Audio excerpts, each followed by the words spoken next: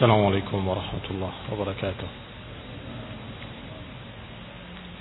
إن الحمد لله نحمده ونستعينه ونستغفره ونعوذ بالله من شرور أنفسنا ومن سيئات أعمالنا. من يهده الله فلا مضل له ومن يضلل فلا هادي له وأشهد أن لا إله إلا الله وحده لا شريك له وأشهد أن محمدا عبده ورسوله صلى الله عليه وعلى آله وأصحابه والتابعين وتابع التابعين ومن تبعهم بإحسان إلى يوم الدين.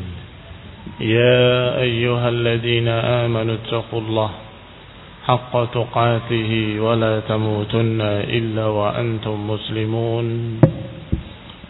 يا أيها الناس اتقوا ربكم الذي خلقكم من نفس واحدة وخلق منها زوجها وبث منهما رجالا كثيرا ونساء واتقوا الله الذي تساءلون به والأرحام إن الله كان عليكم رقيبا.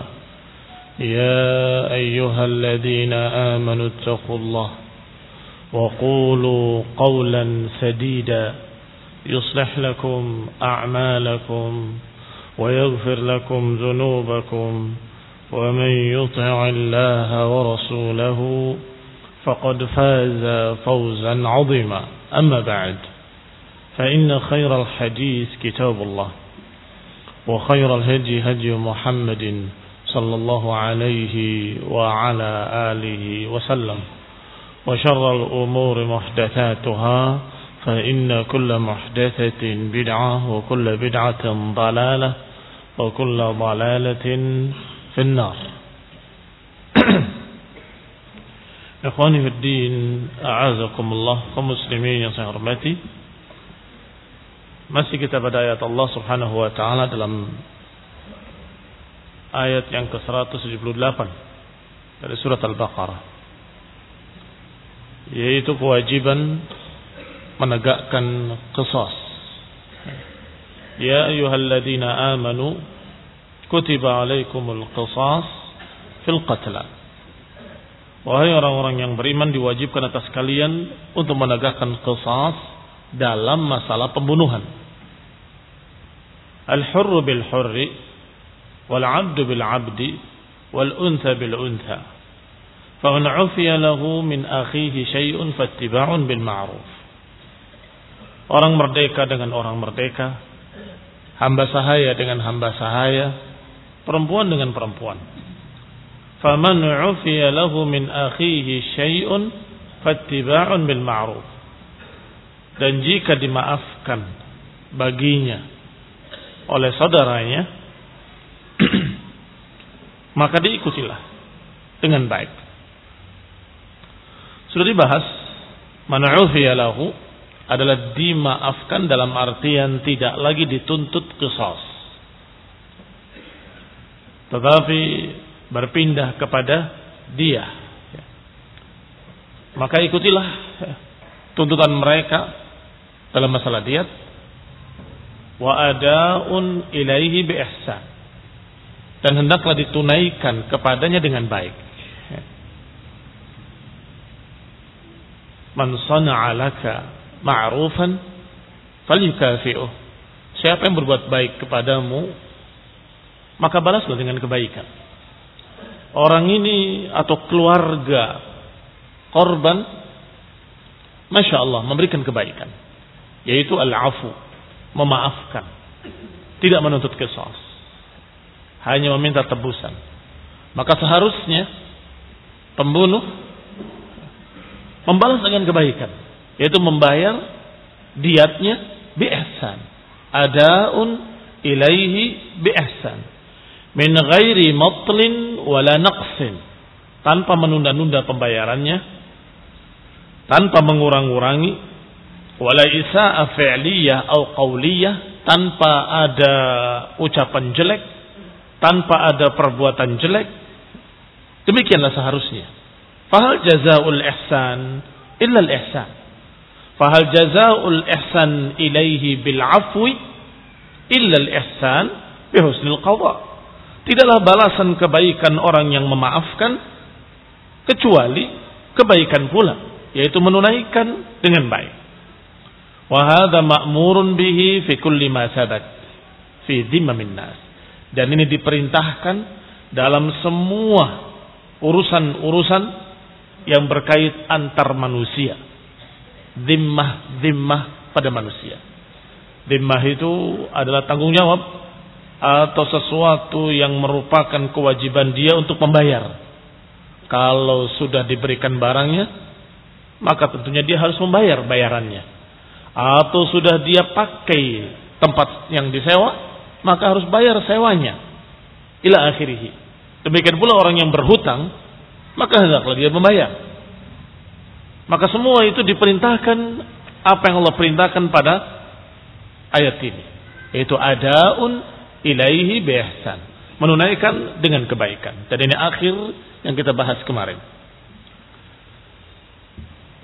Qala rahimahullah, berkata pula Syekh As-Sa'di dalam tafsirnya Taisir Al-Karim Ar-Rahman ini, bahwa kalimat faman ufiya lahu min akhihi ada tarqiq wa hasn ala al-'afwi ila diyah. Dalam kata-kata faman ufiya lahu min akhi, siapa yang dimaafkan oleh saudaranya, ini ada anjuran, ada pelunakan hati bagi keluarga korban. Kalau engkau atau kalian mau memaafkan sang pembunuh, itu bagus. Kalau kalian mau memaafkan, itu baik. Walaupun bentuknya berita, kalau dimaafkan oleh keluarganya, oleh saudaranya, maka tunaikanlah dengan baik. Walaupun bentuknya berita, tapi maknanya, wahai keluarga korban, kalau kalian mau memaafkan, itu lebih baik. Ini Masya Allah, bahasa Al-Quran sangat tinggi, baligh. Terkandung di dalamnya tarqiqun wa hathun. Tarqiq membuat hati-hati lembut, melunakkan hati. Hathun anjuran, mendorong, memberikan motivasi kepada keluarga korban untuk memaafkan. Wa asan min dzalik al-'afwu majjanan. Dan lebih baik lagi kalau memaafkannya secara gratis. Tadi memaafkan dengan berpindah dari menuntut qisas kepada menuntut diyat, menuntut tebusan. Ini sudah bagus. Sudah Masya Allah merupakan ihsan ilal ghaib.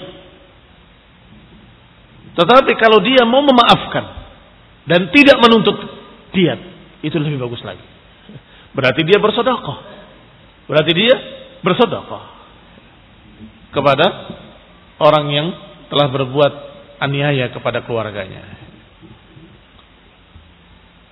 Illa dikatakan wa fi qawlihi akhi, dan lihat ayatnya disebutkan dengan lafaz min akhihi.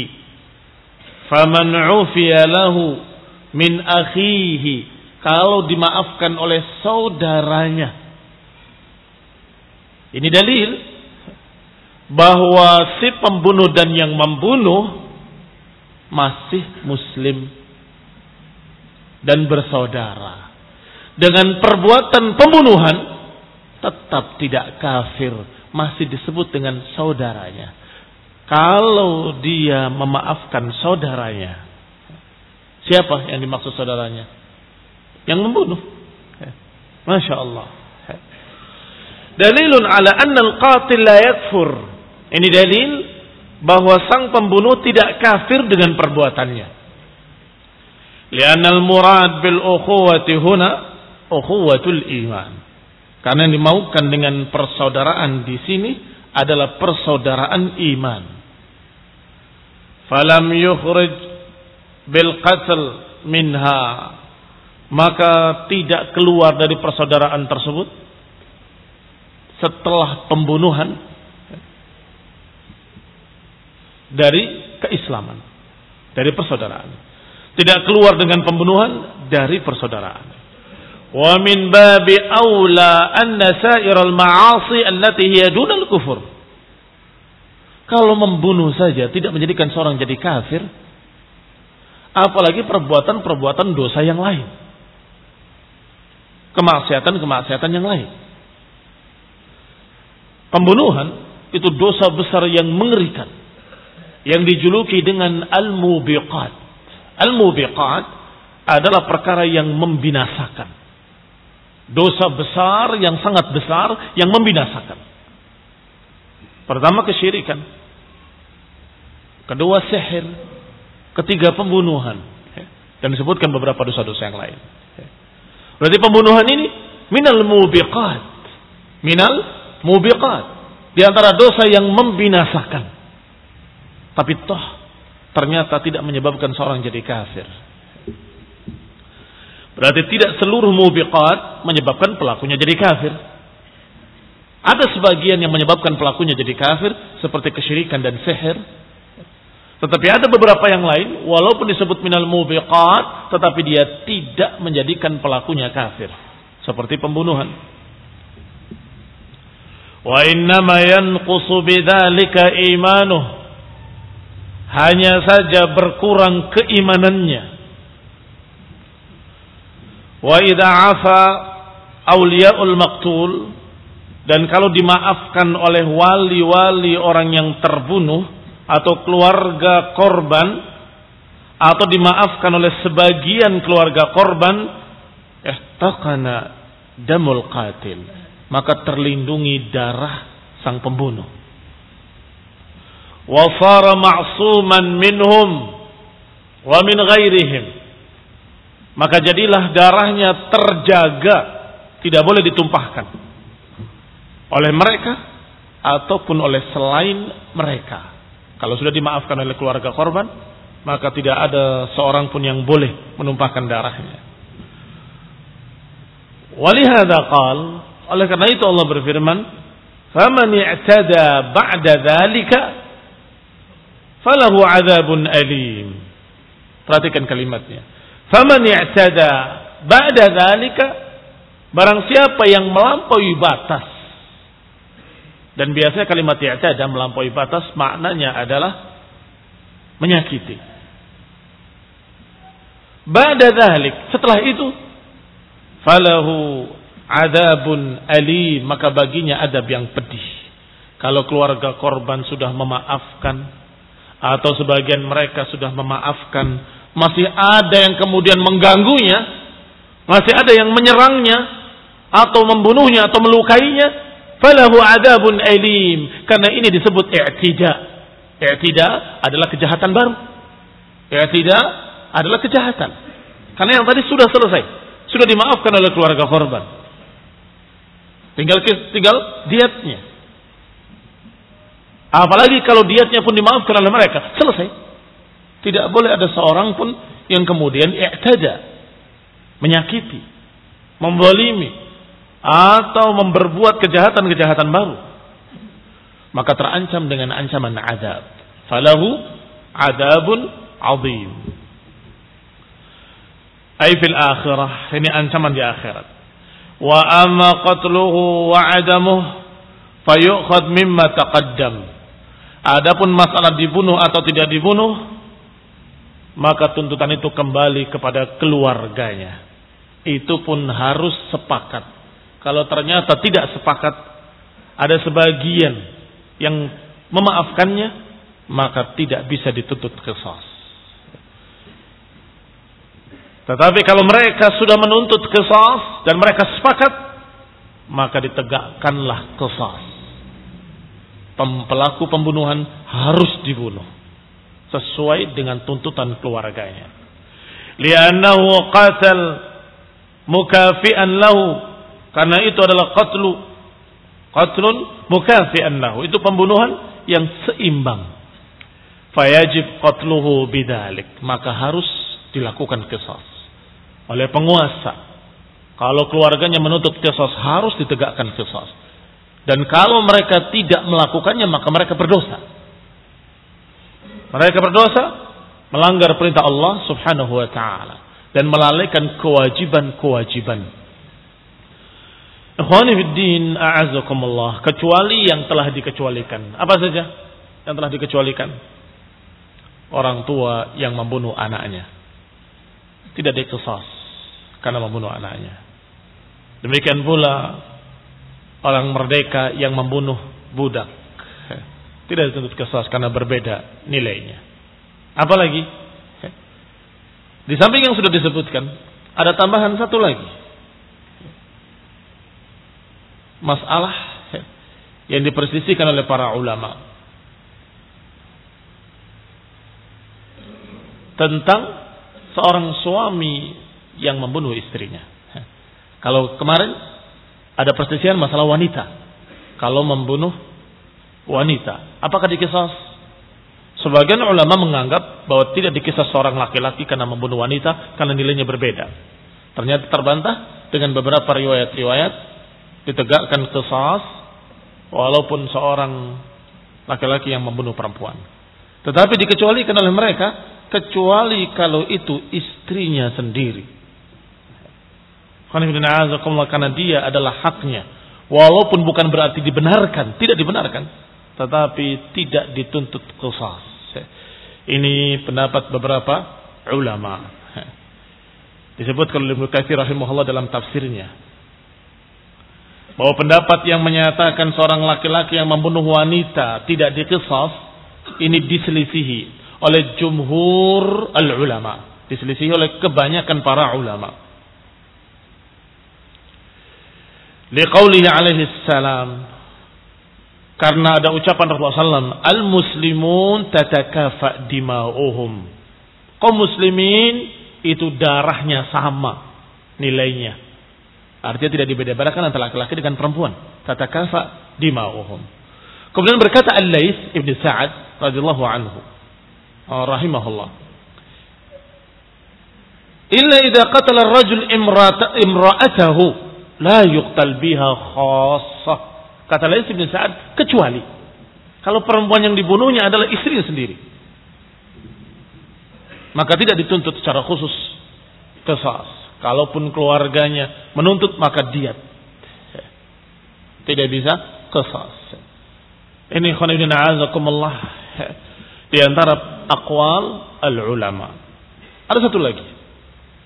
Bagaimana kalau matinya karena dikeroyok, dibunuh oleh banyak orang, oleh 5 orang masing-masing, memukul, masing-masing melukai, masing-masing menyakiti, sampai orang itu mati. Matinya oleh siapa? Oleh yang terakhir, atau oleh orang yang pertama, atau oleh semuanya? Maka di sini terjadi pula ikhtilaf di kalangan para ulama. Hanya saja diriwayatkan dari Umar bin Khattab radhiyallahu taala anhu, ketika menangani kasus seorang anak muda yang dibunuh oleh 7 orang rame-rame. Kata beliau, qisas semuanya. Dan ini diriwayatkan pula dari sahabat yang lain tentang seorang yang dibunuh rame-rame, maka dituntut qisas oleh semuanya atau atas semuanya. Berarti pertanyaannya, hal yuqtalul jamaah biwahid? Naam, yuqtalul jamaah atau tuqtalul jamaah biwahid. Apakah bisa dibunuh beberapa orang hanya karena bunuh 1 orang? Naam, bisa. Dibunuh beberapa orang karena qisas, karena dia beramai-ramai, berurunan, mendukung, bantu-membantu membunuh 1 orang. Maka dia atau mereka dibunuh bersama-sama. Tentunya ala ikhtilafin fihi. Tetapi di sini tegas sekali Umar bin Khattab radhiyallahu taala anhu. Bahkan setelah mengqisas 7 orang tadi, beliau menyatakan, "Lau tamala'a alaihi ahli San'a laqataltuhum." Kalaupun urunan mereka semua penduduk San'a, aku akan bunuh semua penduduk San'a. Artinya akan saya qisas semuanya. Dan ini pula yang dituntut oleh sahabat yang mulia Muawiyah bin Abi Sufyan dengan pasukannya dari Syam datang ke Madinah dengan pasukan besarnya untuk menuntut qisas atas pembunuhan Utsman. Berapa orang membunuh Utsman? Banyak. Karena mereka mengepungnya, menahannya dari air sehingga kehausan, sampai kemudian mereka mengeroyoknya dengan banyak tangan, maka dituntut qisas mereka semuanya. Ini ikhwan fillah azakumullah tentang masalah qatlul jamaah biwahid. Dibunuhnya sekian orang karena membunuh satu orang. Kalau sudah dimaafkan, maka tidak boleh ada pertikaian baru. Enggak boleh ada balas dendam, enggak boleh ada i'tida, dan diancam oleh Allah. Faman i'tada ba'da dzalika falahu 'adzabun alim. Wa amma man fassara al-'adzab al-alim bil qatl. Adapun beberapa ulama yang menafsirkan 'adzabun alim dengan pembunuhan pula, fa innal ayata tadullu ala annahu yata'ayyan qatluhu wa la yajuzul 'afwu anhu. Wa bidzalika qala ba'd al-ulama as-sahih al-awwal. Barang siapa yang masih pula menyakitinya atau mendoliminya walaupun sudah dimaafkan, maka falahu adzabun alim. Adzabun alim yang dimaksud, kata Syekh As-Sa'di rahimahullah dalam tafsirnya ini, menyatakan maknanya adalah diancam azab yaumul qiyamah. Sebagaimana umumnya dosa diancam dengan azab. Tetapi ada yang menafsirkan adzabun alim artinya dikisos, dibunuh.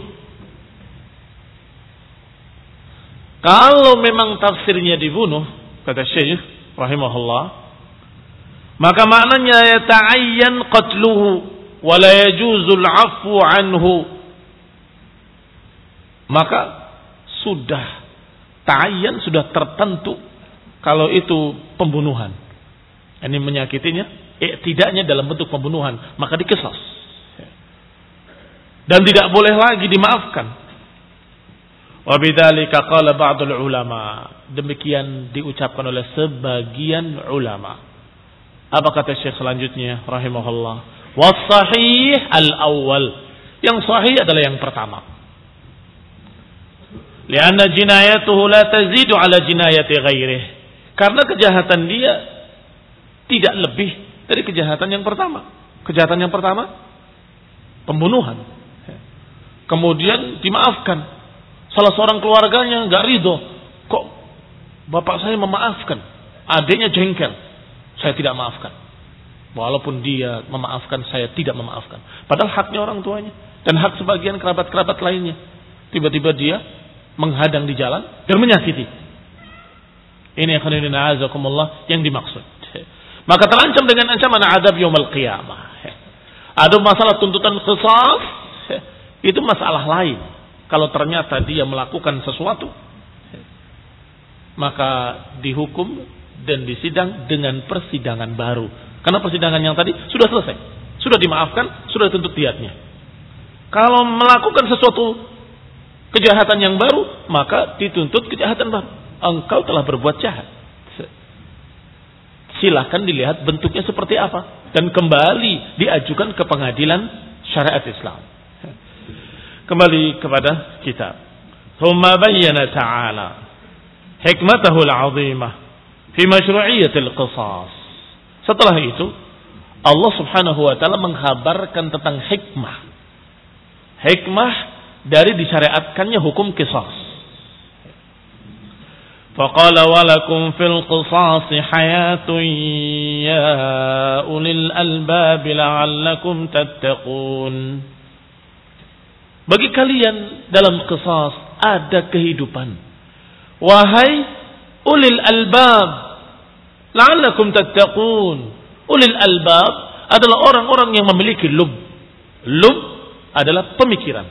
Lub adalah akal yang sehat, yang bisa berpikir dengan benar, yang memiliki kecerdasan. Maka akan paham.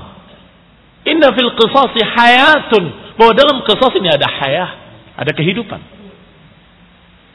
Mungkin kalau kita pikirkan dengan otak yang dangkal, akan berkata, yang tadinya satu yang mati, jadi dua. Tambah banyak. Iya kan?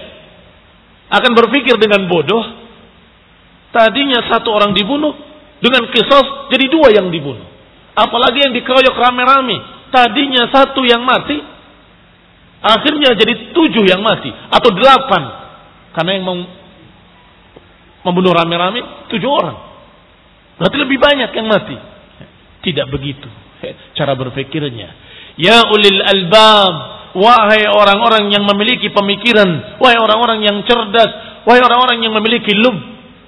Dengan adanya qisas, tidak lagi manusia gegabah untuk membunuh orang, karena resikonya berat.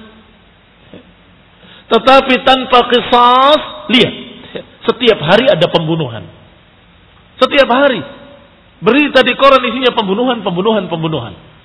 Bahkan ada yang membunuhnya dengan dianiaya, dengan dimutilasi, dengan dipotong-potong, dengan diadab, dengan disiksa, segala macam bentuk pembunuhan. Hampir setiap hari di koran-koran disebutkan beritanya. Mengapa demikian? Karena nggak ada qisas. Tidak ditegakkan qisas. Kalau saja ditegakkan qisas sekali saja, barokahnya bisa 40 hari atau 40 tahun. Masih diingat terus. Bagaimana ketika si fulan dibunuh, dipersaksikan oleh semua mass media, cetak ataupun elektronik, semuanya meliput pembunuhan qisas ini tadi. Karena orang ini telah membunuh si fulan dengan batu di kepalanya, dengan ditimpa batu besar, maka hari ini kita atas nama keadilan, dengan nama Allah Subhanahu wa taala, akan membunuh si pembunuhnya dengan cara yang sama. Disaksikan. Kalau yang pertama mungkin nggak ada yang nonton, tapi yang kedua banyak yang menyaksikan. Karena direncanakan dan diperlihatkan sengaja. Disuruh oleh Allah untuk dipersaksikan. Semua pembunuh gemetar. Sebentar lagi besok saya yang akan dikisos. Orang membunuh berpikir, besok saya akan dikisos.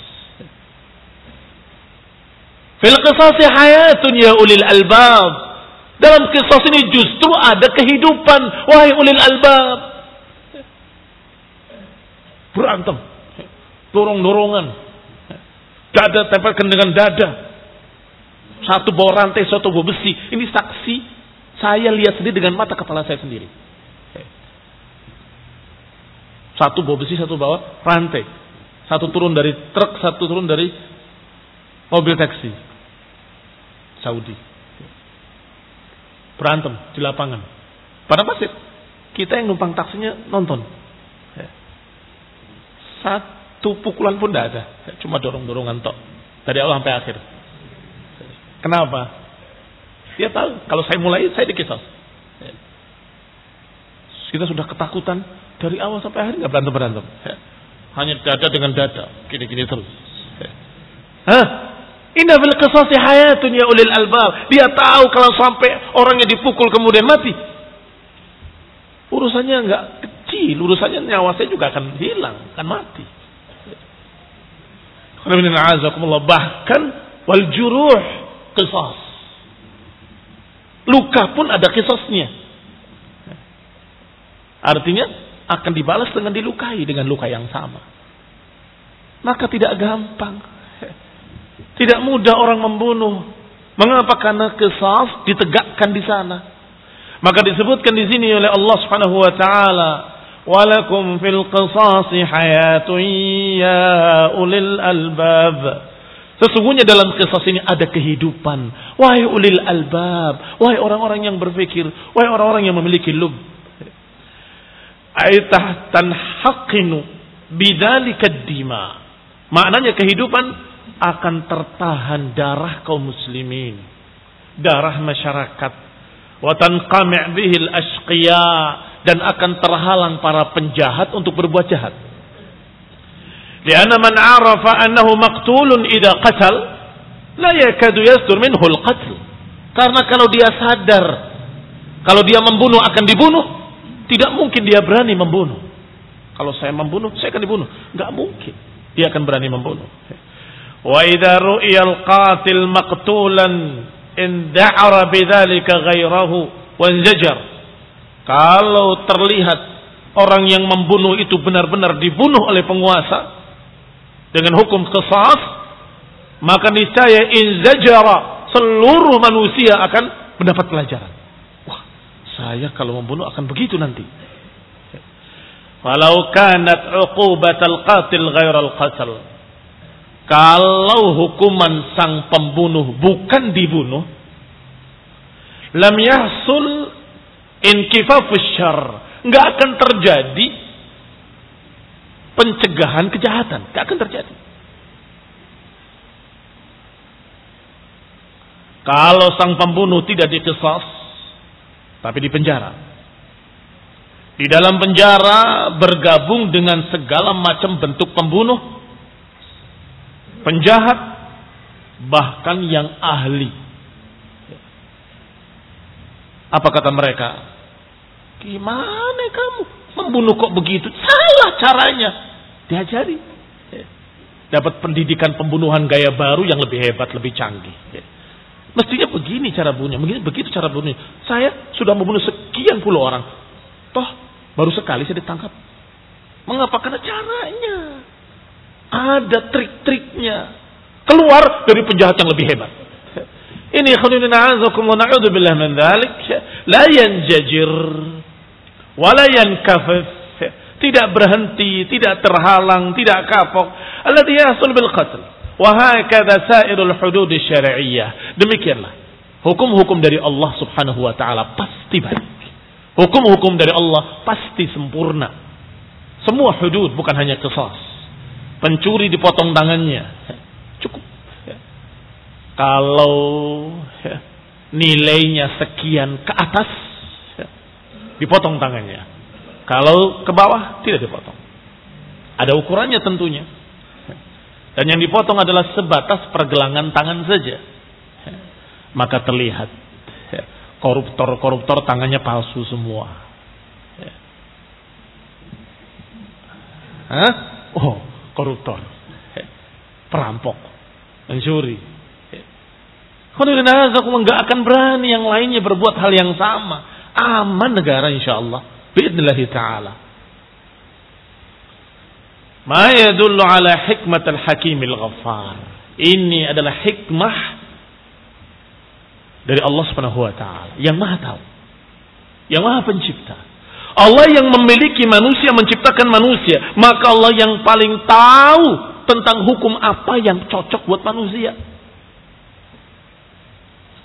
Wa nakkaral hayah, disebutkan kalimat hayatnya dengan nakirah, hayatun tanpa alif dan lam lil ahad, tidak menunjukkan ma'rifah tapi nakirah, li ifadati ta'zim wa taktsir. Apa kegunaannya dalam bahasa Arab ketika disebutkan nakirah? Walakum fil hayat walakum fil qisasi hayatun ya ulil albab. Walakum fil qisasi hayatun dengan nakirah. Wan nakirah ta'ummul jami'. Nakirah itu umum sifatnya. Kalau sudah alif dan lam dibikin ma'rifah tertentu. Ada kehidupan kan di situ saja. Tetapi hayatun dengan nakirah ta'ummul jami' al-hayah, mencakup seluruh kehidupan. Dalam satu kejadian qisas akan ada seluruh kehidupan. Seluruh masyarakat di negeri itu akan merasakan lebih aman ya sekarang, lebih tentram ya. Tidak ada lagi pembunuhan atau hampir-hampir tidak ada. Jauh berbeda. Dan itu adalah hikmah.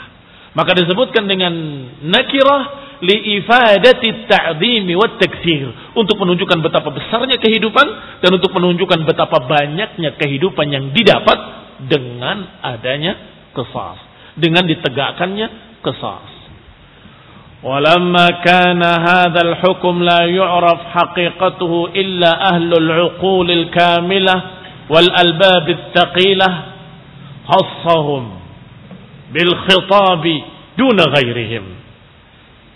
Dan ketika hukum ini tidak diketahui hakikatnya, enggak diketahui hikmahnya kecuali oleh orang-orang yang cerdas, kecuali oleh orang-orang yang memiliki akal yang sehat, kecuali oleh orang-orang yang mau berpikir menggunakan akalnya,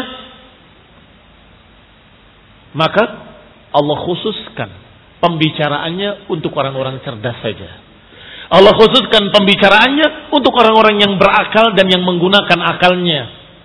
Walakum fil qisasi hayatun ya ulil albab. Wahai ulil albab, dalam kisah itu ada kehidupan. Wahai orang-orang yang berakal, wahai orang-orang yang mau berpikir, wahai orang-orang yang memiliki memiliki kecerdasan. Karena mereka yang paham. Berbicara dengan orang yang nggak mau menggunakan akalnya, tidak akan paham-paham. Dalam kisah itu ada kehidupan. Tapi kan jadi dua yang mati, kasihan kan? Pakainya perasaan, nggak pakai akal yang sehat. Ya nggak paham-paham, diulangi lagi tetap nggak paham. Kita nggak bicara sama orang bodoh.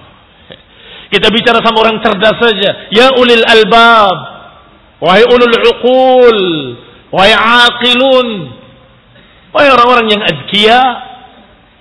Inna fil qisasi hayatun. Sesungguhnya dalam qisas ini ada hayat, ada kehidupan. Berpikirlah, berpikirlah. Wa hada yadullu ala anna Allah Ta'ala yuhibbu min ibadihi an ya'malu afkarahum wa uqulahum. Ini menunjukkan bahwa Allah Subhanahu wa taala menyukai hamba-hambanya yang menggunakan akalnya yang cerdas. Allah suka dengan hamba-hambanya yang memakai pikirannya fi tadabburi ma fi ahkamih, untuk bertadabbur, mempelajari hukum-hukum Allah Subhanahu wa taala dan mempelajari hikmah-hikmah yang didapat. Allah suka dengan hambanya yang mukmin lagi cerdas. Bahkan di antara makna al-mu'minul qawi khairun wa ahabbu ila Allah minal mu'minid dha'if, Allah Subhanahu wa taala lebih suka orang beriman yang kuat daripada orang beriman yang lemah. Di samping kuat badannya juga termasuk kuat akalnya. Artinya mencakup kedua-duanya. Al-mu'minul qawi, mukmin yang kuat, khairun wa ahab, lebih baik dan lebih disukai daripada mukmin yang lemah. Daripada mukmin yang lemah. Karena tentunya seorang mukmin yang qawi, yang kuat badannya, kuat akalnya, maka dia akan lebih banyak memberikan manfaat buat Islam dan kaum muslimin. Akan lebih banyak memberikan manfaat buat Islam dan kaum muslimin dan juga untuk dakwah. Beda dengan yang lemah, sakit-sakitan, bodoh atau dangkal pikirannya. Qala, dikatakan, wa kamal hikmatihi, karena mereka yang akalnya kuat akan mempelajari maslahat-maslahat yang ada dalam syariat ini, akan mengetahui hikmah-hikmah, dan kemudian dia tahu betapa mulianya agama ini karena memiliki banyak hikmah, dan juga akan mengenali keadilan Allah, akan mengenali kasih sayang Allah yang sangat luas. Wa anna man kana bihadhihi al-mathabah, maka siapa yang seperti ini keadaannya, faqad istahaqqal madah, maka orang itu pantas mendapatkan pujian dan dijuluki oleh Allah dengan ulul albab. Bi annahu min dawil albab alladziina wujjiha ilaihimul khitab, maka orang-orang itu pantas untuk diajak bicara dan pantas dipuji dan dijuluki ulul albab, yang kemudian diarahkan pada mereka pembicaraan. Wahai ulil albab, sesungguhnya dalam qisas ada hayatun, ada kehidupan. Wa nadahum rabbul arbab, dan Allah Rabbul Arbab, Rabbnya semua penguasa, memanggil mereka, ya ulil albab, la'allakum tattaqun. Wa kafa bidzalika fadlan, dan itu cukup sebagai penghormatan, cukup sebagai kemuliaan orang-orang yang cerdas. Cukup sebagai kemuliaan bagi orang-orang yang mau menggunakan akalnya. Allah panggil, itu sudah cukup sebagai penghormatan. Allah ajak bicara mereka, ya ulil albab, wahai ulil albab, wahai orang-orang yang memiliki akal, wahai orang-orang yang memiliki kecerdasan, wahai orang-orang yang mau menggunakan pikirannya. Dipanggil oleh Allah, diajak bicara oleh Allah. Ini sudah suatu kehormatan sendiri. Itu sudah merupakan kehebatan mereka, para ulul albab. Kafa bidzalika fadlan wa syarafan liqaumin ya'qilun. Cukup kecerdasan tersebut atau cukup bagi mereka sebagai keutamaan. La'allakum tattaqun, semoga kalian menjadi takwa. Dan kalimat la'alla bagi Allah bukan maknanya berdoa sama sekali. Allah Subhanahu wa taala menyatakan la'allakum tattaqun, maknanya mesti. Berita dari Allah. Kalau kalian mau menegakkan qisas, mau menegakkan hukum Allah, kalian akan menjadi orang yang takwa. Akan menjadi muttaqin. Maka la'alla bagi Allah pasti. Berbeda dengan la'alla pada manusia. La'allaka kadza, la'allaka kadza. Itu maknanya mudah-mudahan. Kadang terjadi, kadang tidak terjadi. Tapi kalau Allah yang berkata, la'allakum kadza, la'allakum kadza, maknanya pasti akan terjadi. Qala wa dzalika anna man 'arafa rabbahu wa 'arafa ma fi dinihi wa syar'ihi min al-asrar al-'azima wal hukm wal hikam al-badi'ah wal ayat ar-rafi'ah awjaba lahu dzalik an yanqada li amrillah.